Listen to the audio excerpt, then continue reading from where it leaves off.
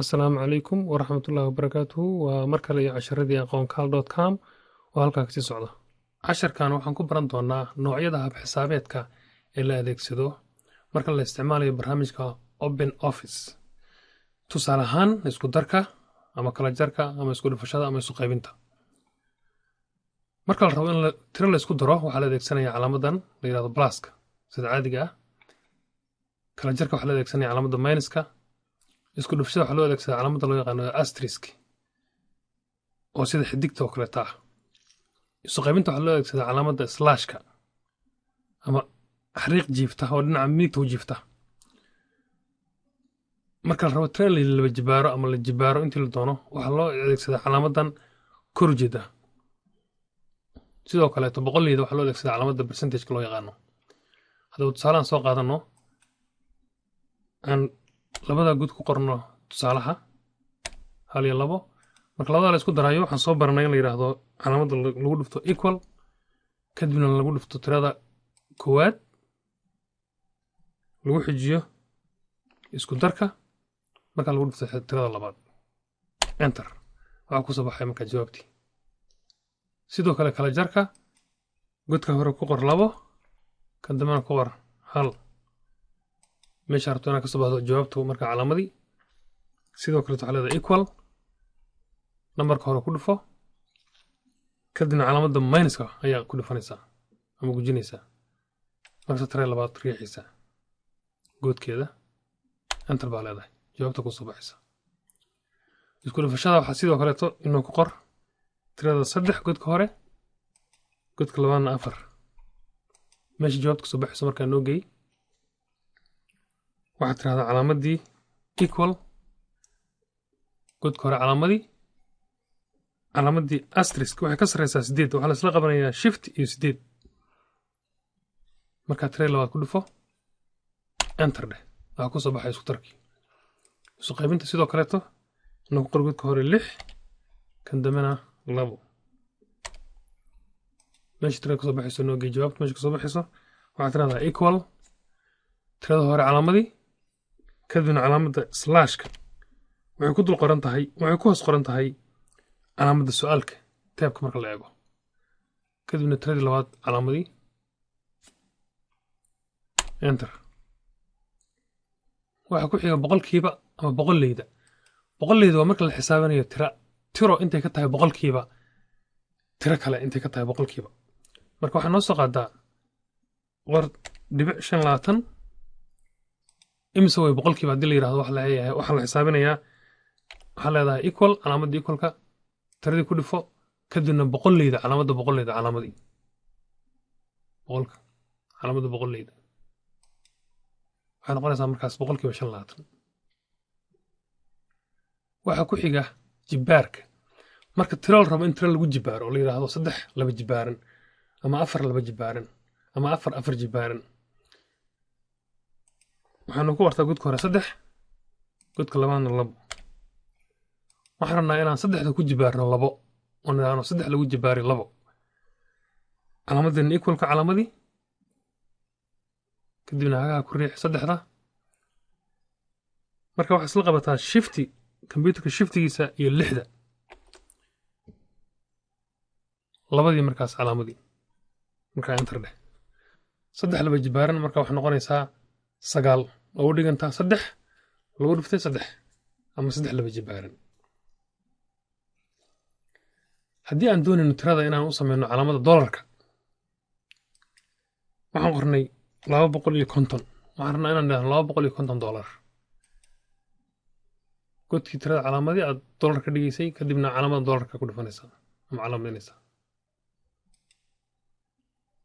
$250 dhibicda ka dambaysa eberka dhibcaha ka dambeeya haddii rabto inaad ka saartid meeshii tirada godkii baad calaamadinaysaa kadibna waxaad gujinaysaa ama riixaysaa meeshay ku qoran tahay dhibacda oo saaran tahay calaamadda xada 2 jeer guji ama 2 jeer riix waa ka baabaaday haddaa rabto inaad dhibicda u yeeshid waxaa leedahay calaamadda dhibicda ku daraysaa intaa rabo dhibic baa ka dambaysinaysaa eberka 225 haddii la rabo in laba dhibcood laba eber laga dambaysiiyo waxaa leedahay laba jeer baa labada eber ku dhufanay calaamadeynaysa ama riixaysa. halkaa waxaan ku soo baranay guudmar ku saabsan hab xisaabeedka barnaamijka OpenOffice. haddaba aan eegno iyadoo aan adeegsanayno qaab kale u adeegsanayno xisaabtaas isku darka ama isku dhufashada ah. waxaan sameynay qiimaha xoolaha. xoolihii baan qornay, tiradii xoolaha, qiimihii halkii neef, marka waa isku daraynaa inuu adeegsanayna calaamadii isku dhufashada. waxaan haysanaa riyo oo ah 120 neef oo neefku yahay $450. meesha rabta jawaabta inay ka soo baxdo calaamadeenni equalka baad riixaysaa, kadibna intii neef aan rabno inay tirada neef ariga baad waxaad ku dhufanaysaa calaamadii ku dhufashada oo ah shift iyo calaamadda 8. markaasaad intii qiimihii neefku ahaa calaamadaynaysaa, markaasaa leedahay enter. marka 120 neef oo ari ah oo neefku yahay $450 waa $55,000 baa kuu soo baxay. sidoo kaleeto idaha baa u xisaabinaysaa, ama lo'da iyo geela iyo fardaha iyo dameeraha oo kaleeto. marka meesha mid walba mar aad ka xisaabin lahayd waxa sahlan ama fudud habkaan soo barnay oo automatic ahaa. tirada hore xisaabi, tirada hore calaamadi, kadibna bartii murabbaca ahayd ama fargeeska ahayd hoos u jiid. macnaheedu xitaa waxaan koobi ka samaynaynaa formulada sare baan koobi ka samaynaynaa ilaa meesha u hooseysa. markaa sii daysid automatic waa isku xisaabiyaan. godka u horeeya waxa la isku dhiftay b oo tan ah 33 oo godkaas ah iyo c oo linekana 33 c33. waxaa ku soo baxay markaas d33. marka labada xisaabood la isku dhiftay waa kuwana. marka la calaamadiyo waxaa ku muuqanaya labadii meelood la isku dhiftay formuladii ba ku soo baxaysa. kan ka hooseeya markaan calaamadino aan eegno tirada waxay noqotay b34 hoos bay uga digtay. sidoo kaleeto midda ku xigta waxay noqotay b35 iyo c35 la isku dhiftay. ta ku xigta waxay noqotay 36 37. tan ka sii dambaysa waxay noqotay 38. marka koobi waxaan ka samaynay qaacidadii ugu horreysaan samaynay ayaan koobi ka samaynay. taasaan ku koobiyaaranay inta tiro oo ka hooseysa. automatically marka barnaamijku wuxuu fahmayaa in mar walba laga wado tirada labada tiro la isku dhiftay oo ku xiga in laga wado ayuu mar walba fahmaya. waxaan ku xijinaynaa inaan isku darno tirada oo dhan. si aan isugu darno tiradan oo dhan oon u ogaano qiimaha guud ee xoolaha laga soo bixiyey, waxaan adeegsanaynaa habkii ugu sahlanaa oo ahaa inaad bartii tirada kusoo bixaysa calaamaysid, kadibna riixdid batoonka isku darka.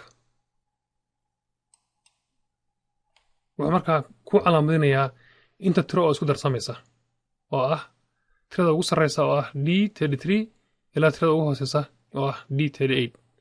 marka enter tirahdid tiradii o dhan buu kuu qoraya. waxaan naqaanaa sida doolarka loo sameeyo. ka dhig dolar, calaamadii doolarka calaamadii. tiradeena maxaa ku dhacay? farahay ka baxday maya. wax kale kuma dhicin ee godka ay tirada ku jirto ama ku qoran tahay ayaa ka yar inta xaraf ee meesha ku qoran. marka meeshan sare fidi tiradii markaa kusoo baxaysa. marka $1 milyan iyo ka badan ayaa noqdeen inta xoolaha ah. halkaas waxaan ku soo baranay hab xisaabeedka guud ee loo adeegsado barnaamijka OpenOffice. inagoo adeegsanaynay isku darka, kala jarka, isku dhufashada, isku qaybinta, boqolleyda iyo jibbaarka. kadibna xisaabinay xisaabtii u adeegsanay xisaabtii qaabulka mid walba ku soo baxayo ama loo adeegsado. haddaba tababar ku sameeya intaas. halka ayaanu ku joojinaynaa maantay. halka casharada kala socotana waa aqoonkaal.com. wasalaamu calaykum waraxmatullahi wabarakaatu.